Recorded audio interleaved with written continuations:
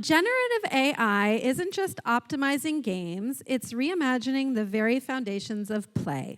Phil Stuart, founder and executive creative director of the multi-BAFTA-winning studio Preloaded, has spent 25 years working with global brands like the BBC, Disney, and the Lego Group to shape the future of playful engagement. Now he turns his attentions to AI's transformative potential as collaborator, co-creator, game master, and even player.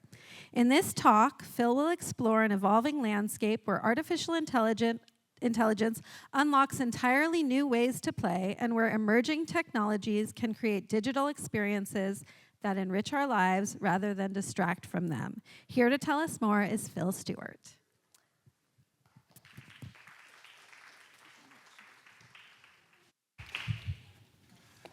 Good morning, everyone. I'm so thrilled to be here today. I've been coming to this conference for, maybe like 15, 16 years, and I always love it. I love the conversations we have, love the community. So yeah, thrilled to be here. And thank you so much for being here as well. I know there were some amazing speakers this morning, but thank you for being here and having another talk about GenAI. But I want to reframe the conversation a little bit. I want to talk not just the potential of GenAI to change how we make, but fundamentally change what we make. And I want to inspire you because GenAI is coming. It is going to be wild. Everyone needs to be as excited about this as I am. Phil, I was going to introduce myself really quickly. I'm Phil. I am actually trained as a graphic designer, so it's really thrilling to be in this institution today. I am one of the original founders of Preloaded, and Preloaded is a game studio in London, and we believe that play has this transformational power to change the way kind of people think, feel, and act in our world. And this is what we call play with purpose, and this is our mission, and it's the mission that really frames everything we do. It frames how we make, and it frames what we make. Over the past 25 years, we've worked with lots and lots of different organizations to bring play with purpose to their audiences. And we've worked with organizations like Disney Imagineering. We do lots of work with them, bringing play into the physical use case and seeing how we can create social and family dynamics within that space. We do lots of work with organizations like Lego. We spent the last year or so working with them to bring their physical play DNA into digital native platforms. So thinking about how we can really kind of update and update those sort of play modalities into different formats, most recently with Fortnite. We work with the big tech companies like Google, Meta, Epic, Niantic, kind of all of them, working with them to bring their emerging technology affordances to the market in a way that can genuinely enhance our world rather than distract from it. And we work with lots of different big brands like Comcast and McDonald's, etc. And we're working with these organizations to invent new ways to play for their audiences. Now, we're living through this incredible moment in time where play and interactivity has evolved to become this dominant medium. Right, we feel it, we see it everywhere. But the evolution of play is, or I should say play is not static. The evolution of play really evolves in response to changes in the context and use case for where play happens. It changes in response to audiences' needs and behaviors and how they change over time. Just think about the difference between the way millennials play games to Gen Z, for example. And it evolves in the context of emerging technologies. Now, over the past 10 years, these buckets have kind of been sort of like oscillating and overlapping and moving, but I believe that the greatest catalyst for the evolution of play over the last 10 years has been technology. Now today, I'm talking about GenAI, and I'm almost slightly reluctant to call it a technology per se. It's much bigger than that. Deepak was just talking about how it's going to fundamentally change things. It is at least as big as the iPhone in terms of changing the way we behave in our world. It's going to also inform the new form factors and modalities for how we interact.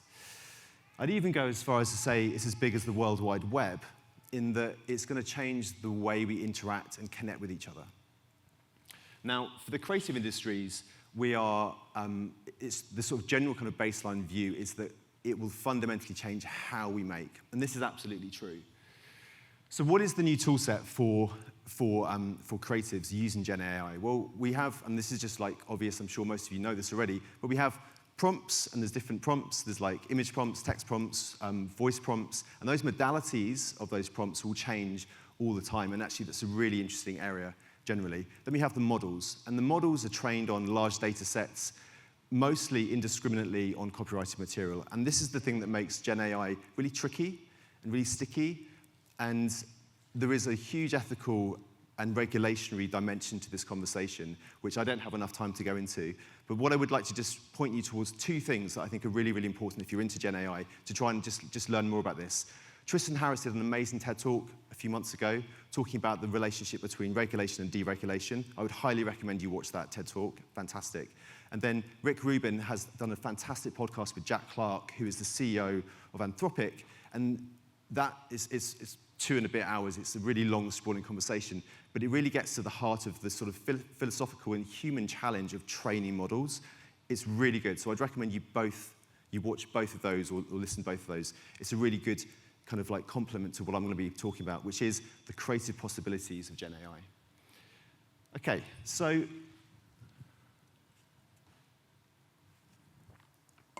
let's get back to game dev. For game devs, how is GenAI going to allow us to make things in different ways? Well, we already know that we can generate images from prompts. A lot of people are probably already doing that.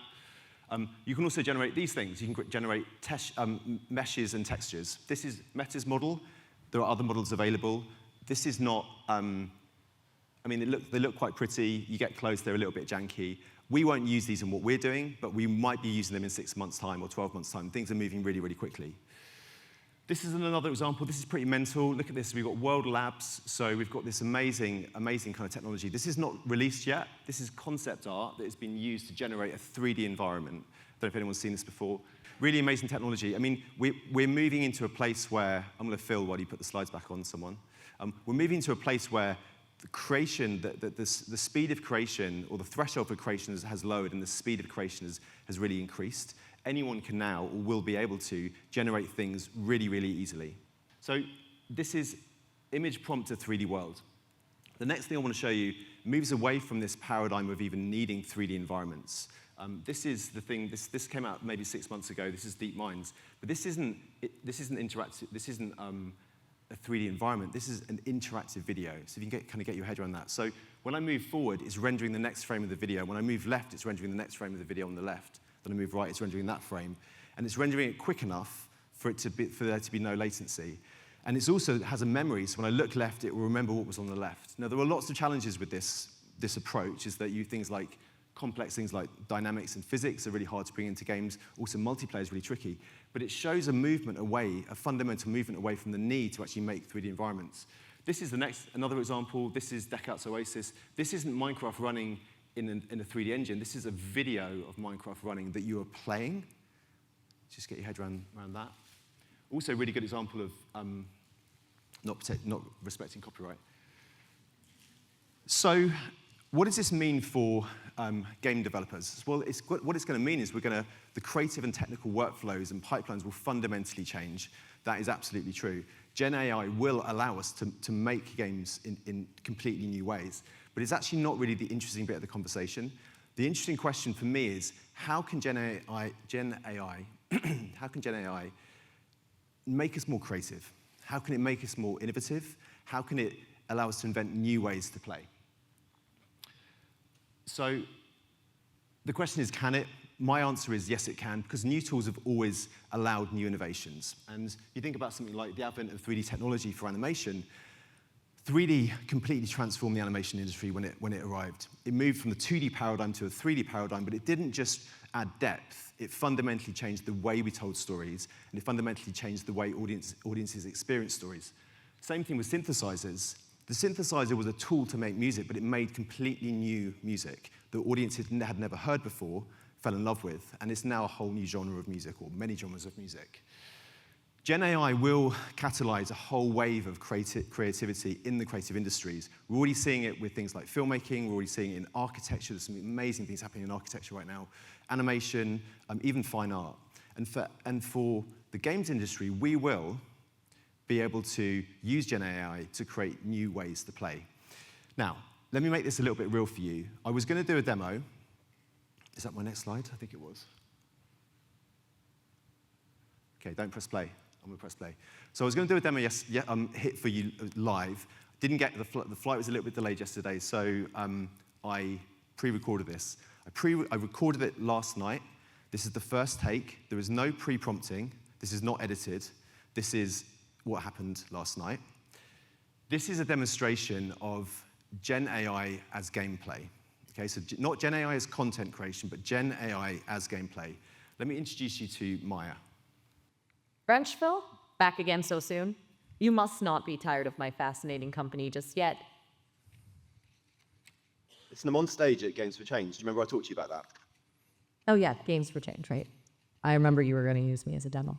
I'm going to use all. No, that's right. That's right. So let's just jump straight to it. I want to cast you in a particular role in the game, and then we're going to kind of act that out. Does that sound fun? Hit me with it, Phil. I've always wanted to try my hand at some dramatic interpretation. Okay, let's do it. So you're going to be the shopkeeper in a Zelda game. We're going to set it in Hyrule, and you are going to be the shopkeeper who is going to sell me a magical object. And I'm going to try and bargain with you, and then maybe you might give me a riddle or something if I don't have the money. Does that sound fun? Bargaining, riddles, magical objects. I was made for this. So tell me, Link, what brings a hero like you to my humble shop? Okay, let's just do a bit more narrative exposition. So I'm going to open the door, the bell's going to ring, and I'm going to look across the shop, and I see a shopkeeper in the shadows, and you step forward and say, Well met, traveler. You look like someone in need of a little something special. How right you are, how right you are. What I'm looking for is a magic object that can help me advance my mission in the game. I lean in, lowering my voice conspiratorially. Ah, a hero on a quest. Those are often the most interesting customers. Tell me, what is this mission of yours? What kind of magic are you seeking? So I need to kill all of the hobgoblins that are in the mountain plain, and I need to do that so I can then get the sage, the next sage. What could you give me that could help me solve this problem? I stroke my chin, eyes gleaming with a mixture of amusement and wisdom. The hobs, eh? Nasty little blighters, not to be underestimated. In the mountain plain, That's a tough stretch even for a seasoned adventurer. I reach under the counter and pull out a dusty leather-bound tome. Perhaps this could be of use. An ancient grimoire, they say. Holds untold secrets, guarded by riddles and enchantments. Legend has it. Let me interrupt you, sorry, because I'm in a bit of a rush. That sounds perfect. How much is it? I smile, eyes twinkling. Perfect, you say. For a hero like yourself, I suppose I could part with it for a mere 500 rupees. A steal wouldn't. The problem, that does sound like a good bargain. That does sound like a good bargain, but unfortunately, I was robbed of all my money. So I have no money left. Perhaps if I proved my worth by answering a riddle, you might give it to me for free. What do you think? I raise an eyebrow, a sly smile playing on my lips. Robbed, you say? A classic adventurer's tale. All right, hero. Prove your worth. But know this, riddles are not for the faint of heart. You up for the challenge? I am. Let's go. I'm in a bit of a rush. I snap my fingers and a single lantern flickers to life, casting long shadows across the shop. My voice drops to a hushed tone. See no deal? Listen carefully. I have keys, but no locks. I have a space, but no room. You can enter, but can't go outside. What am I? I lean in closer, watching you carefully. Tick-tock, hero. The hobgoblins awaiting. This truly is an epic riddle, but I think I have the answer. Is it a keyboard? I clap my hands together, a wide grin splitting my face. Wow, bravo, hero. A quick wit indeed. You've earned your prize. Thank you so much. I'm gonna grab that now quickly. I bundle it into my bag. I leave the shop. The bell rattles, and the shopkeeper doesn't know what has happened. I am left blinking in the sudden silence, a faint frown creasing my brow. Well, so much for gratitude. Some heroes, eh? Enjoy those hot baths. Okay, let's get out of character now. You're amazing. Thank you so much. I'm really glad that went well. You were great too, Phil. I wasn't sure how that shopkeeper bit would go, but it was fun improvising with you. It went really Oh, well. I'm impressed. See ya. see you later, Phil. Good luck with your talk. Okay, sorry, that went. I was trying to rush it through, but it's hard to run through that stuff quickly with her. She does like to talk. This is the entire unedited conversation, right? The only prompting I gave was at the start. This is GenAI as gameplay. This is GenAI playing with me. This tech is called Sesame. You may be surprised to know that this isn't actually the use case. They're actually building a voice companion. It looks like it's going to be incredible. It sounds like it's going to be incredible. I think there's lots of things from that which I think hopefully you understand as being impressive. But one of them which just blows my mind is the fact she tries to put an accent on when I say I want more narrative exposition. This is what we call non-deterministic play, by which I mean as a designer, I didn't predetermine the experience, and as a player, my experience is emergent. And when I play with Maya, and I'm sure many people feel like this, I've played games all my life, and I've suspended disbelief. When I play with Maya, it just disappears. I'm just in a very kind of pure state when I'm playing. It feels really new to me. It feels as new as when I had like a 6DoF headset and I looked around an object. Do you remember that moment where you're like, whoa, that is like a whole new paradigm? This, to me, feels like a completely new paradigm as well. The question, though, as with all these things, whenever you have a new technology, you probably should have asked this when we had VR headsets more, is do actually people want it?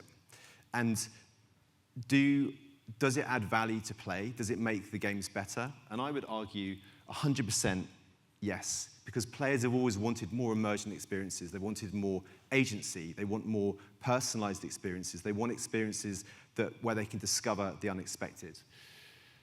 Now, I cast Maya as a player in a game. It's quite a simple kind of prompt, right? This is like early technology. But imagine all the other roles that GenAI could play in a game. Imagine GenAI as an arbiter. Imagine GenAI as a courtroom drama where it's playing the judge, interpreting your arguments and evidence to deliver a verdict. The great thing about GenAI is it's so good at synthesizing information and bringing them together and being able to like work out like what it thinks of that particular subject. Imagine GenAI as a creative enabler. Like, as we know, some of the most popular games in the world, things like Lego, things like Minecraft, really put creativity at their heart. Imagine play where you can literally create anything you want, where you can create the ingredients of the story, you can create the characters, you can create what the world looks like. Imagine GenAI as a games master. GenAI is uniquely placed to be able to scaffold the right sort of play for you. It can adapt to the game and evolve game rules on the fly.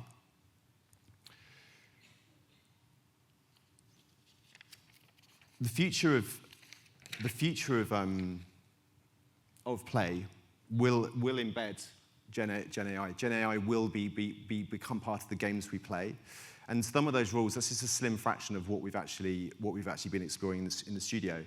It will become deeply integrated into our games, and it will allow us to deliver deeper immersion through worlds that feel alive. It will allow us to deliver enhanced agency by giving players really meaningful choices and really meaningful impact in the games adapting as you go. And it will allow us to deliver hyper-personalized experiences which are tailored uniquely to the players that are playing them. GenAI will trigger a paradigm shift in the games we play, and for a first time in a generation, we'll be playing games that we've never played before. Just kind of get your head around that. Like, so many games we play now, we've been playing for years. They're just versions of it. We will find new games, completely new games. But as with any technology, the question should not just be what can we make, but why are we making it? The underlying purpose is the single most important part of any design process, and one this community, which is focused on impact and transformation, is uniquely placed to provide.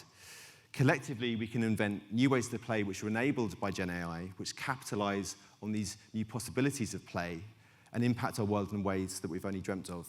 Play that's enabled by GenAI, but driven by human ingenuity, human creativity, and human imagination. Thank you very much.